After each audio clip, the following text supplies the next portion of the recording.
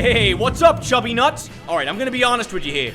I thought I was gonna be doing this intro, but the grammar is just freaking terrible. So you know what? I'm just gonna explain it to you right here. So I think this is just a show where the guy can take the camera basically anywhere. But let's be honest with ourselves, right?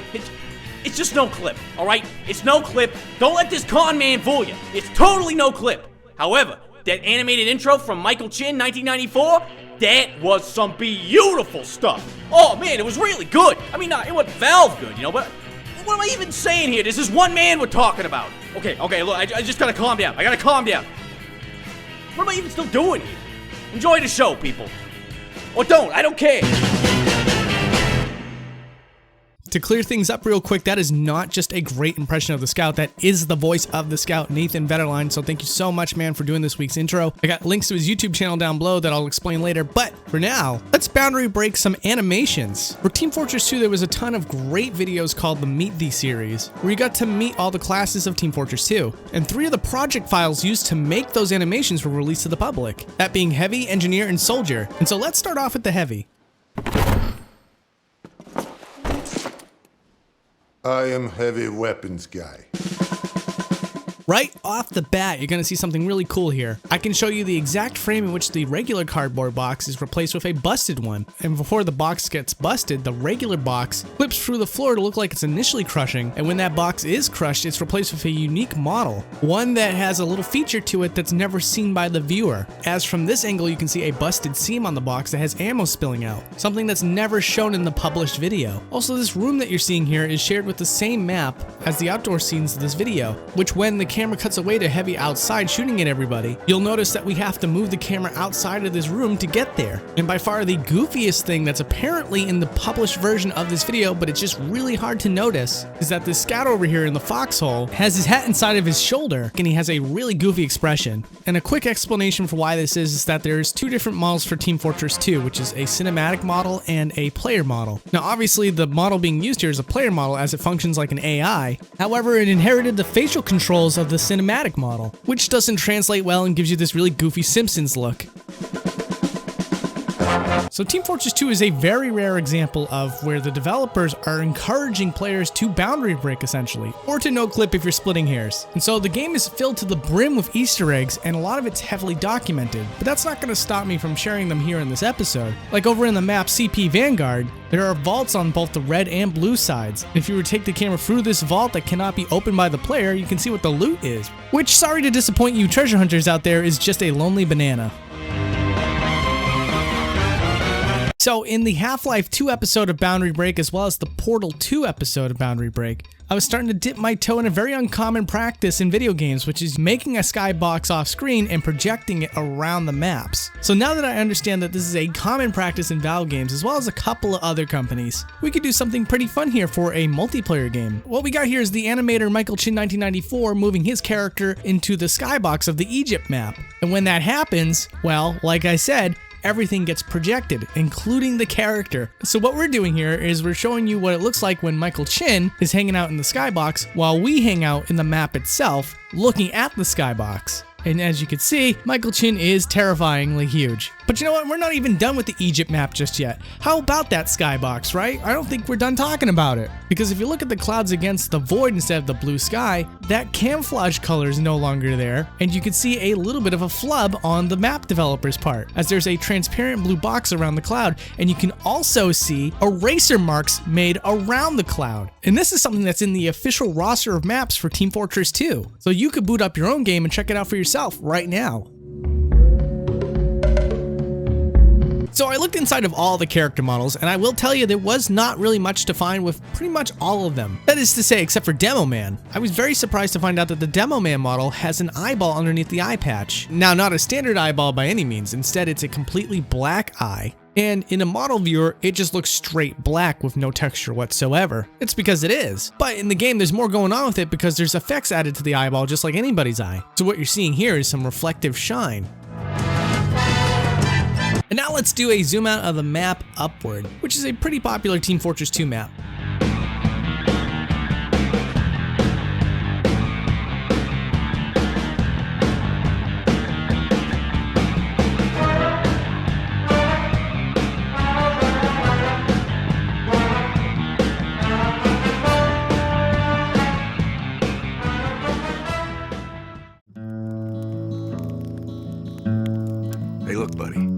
I'm an engineer. That means I solve problems. Okay, there's like 5 million things going on with this engineer video, but I'm gonna try to break down some of the more interesting stuff. Like for example here, when you see this gunshot right at the start of the video, you'll see that it spawns a blue engineer who shot the gun, which means that in the published video that you saw that was released by Valve, there is in fact a blue engineer off screen here. And also you may notice the sniper walking in the background of the official video. Well anyways, to pull that off they had to do a little bit of perspective trickery, because what you're gonna see here, which is incredibly awesome, is in truth the sniper is just walking through the air in order to look like he's walking down a hill in the published video. In fact, the same can be said for all the character models at the end of this video as well, as they are also walking in midair to fool your perspective. And what ends up happening to the hand that he kicks at the end of the video is it's stuck in midair just off camera for a good while before it changes scenes. And also this area is a unique map made just for this Source Filmmaker video. And so if we were to pan the camera back a little bit, you'd be surprised how much environment is not seen by the player, despite its one purpose to Valve.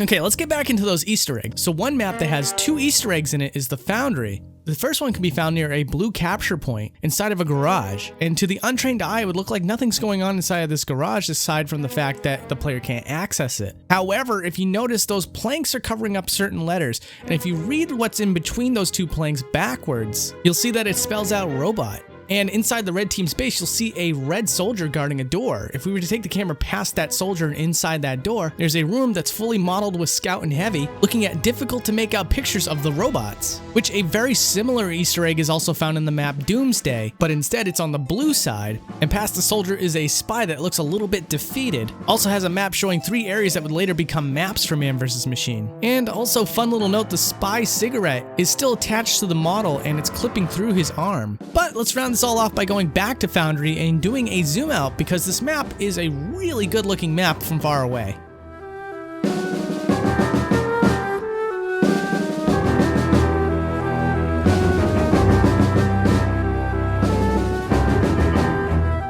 And hey, you know what? We talked about Man vs. Machine earlier, so why don't we talk about that? The first thing I want to take a look at is this vehicle over here that houses all the robots. Now, if you take the camera inside, you might notice there's a bunch of cubes that make up some of the aesthetic of it. However, there's one cube that's never seen by the player, and it should also be noted that even if you could get at the right angle to see where it's supposed to be, you'd never be able to see it because it's only inside the vehicle. It's this blue cube over here. And normally when we see cubes on this show, it's supposed to represent a function. What that function could be is sometimes hard to say, but in this case, I'm almost certain it was for aesthetic reasons. However, funny that I should mention cubes on this map, because there is a cube that is underneath the map that is meant for just that. It's meant to call in some sort of function. I was sitting here waiting to see what it would do, but unfortunately it doesn't seem to show you what it does, unlike the box used in the Harvest event map where it's used to spawn ghosts. But the developers decided to be a little bit cheeky with this spawn box and even furnished it up to look like a break room.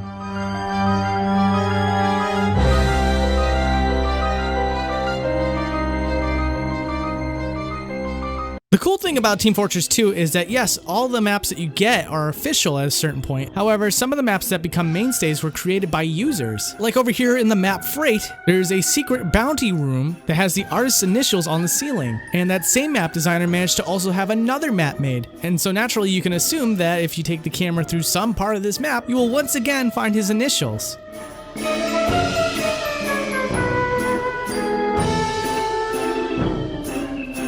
So let's start talking about aliens. And really quick, there is another Easter egg in this map. There's a secret room inside of the silo that is dedicated to the creator of this map, complete with emblems and URLs and everything else. But what I find more interesting is the map itself.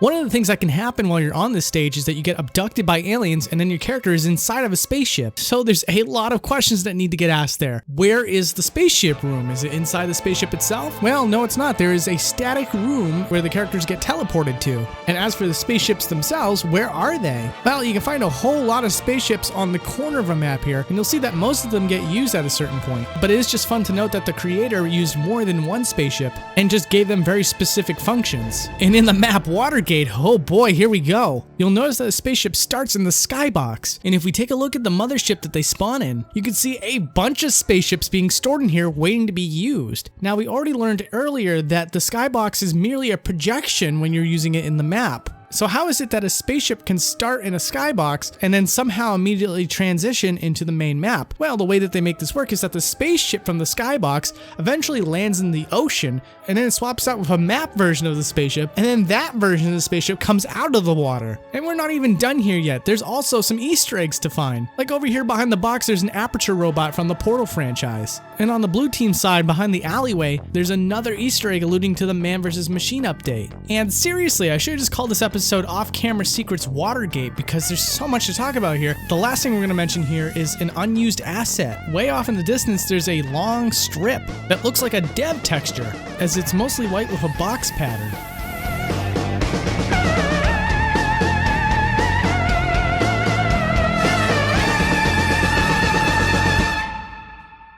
Hey, here we go, a viewer request. As always, if you want to stay on top of what the next game is going to be, as well as drop a suggestion for what you want to see in that episode, you can of course follow me on Twitter at Boundary Break. But yeah, as far as what you can find inside of this training area, not much. I get it, there's very limited space that you can walk around in this area, and it looks like there's a lot to see, but as you can see in this footage right here, the second you step into those areas that look like it keeps going on, you'll find out that there's really not much left.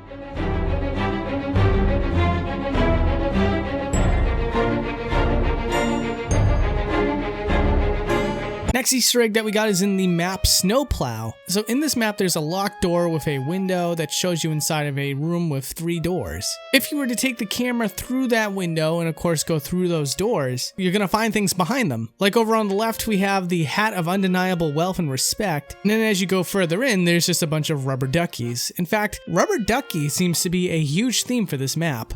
They're littered all over the place, including the train itself, as the bomb rests on top of a pile of rubber duckies. And while we're over here, let's explain what you're looking at as far as what the train is doing before the match starts. Inside of the starting area, there are 2 layers of black textures that are supposed to hide the train, and the train itself clips through both. Why there's 2, I don't know, but the reason why there would be 1 to begin with is so that if the player was to look inside, it would look like it's just a long dark tunnel with seemingly no end. But of course from this angle you can see that there is.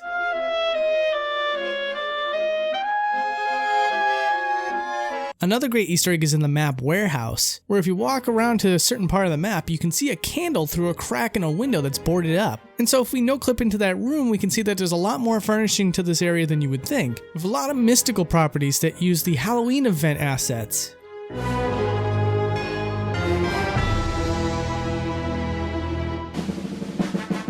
Next up is one of the newer maps, Banana Bay. And I love what they do with the train here, because in order for this object to go from one end of the map to the complete opposite, they store it in the void for a little while before sending it back the other direction. And of course, we gotta talk about this insane Easter egg. Now there's 2 secret areas in this map that you can explore, but this one's far more interesting. So right at the spawn area, the blue side, you can see a little bit of green light peeking through a basement area. And if you take the camera down there, you can find a setup for a seance for Poopy Joe. And those of you who don't know the Poopy Joe, he was a monkey nut who died in an explosion shortly after the rocket took off. Good old Poopy Joe was owned by the Manco Company and had become a staple of Team Fortress 2 for quite a while.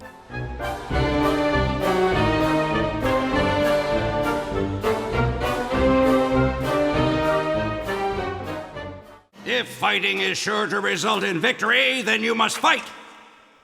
Sun Tzu said that. And of course we gotta look at the footage from Meet the Soldier. Though there wasn't as much to look at like the other 2, there is one unique thing about Meet the Soldier, and that is the heads on the fence. For most of the video, the heads on the fence are not the characters from Team Fortress 2. They are different versions of the soldier's head, just warped in different facial structures, the one on the far left being the most exaggerated. Also interesting to note, those heads don't have black eyes, they have eye holes, possibly to further insinuate that the black eye for the demo man was intentional.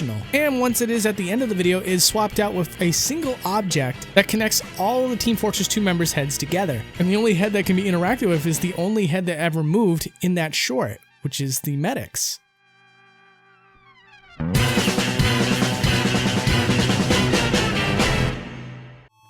So I got 3 people to thank this week, and of course the first one I have to get out of the way is Nathan Federline. Dude, it was amazing to have you on for this week's intro. I really appreciate it. Guys, he has his own YouTube channel where he does the scout voice for various things. I'm running a manual diagnostic to find the problem.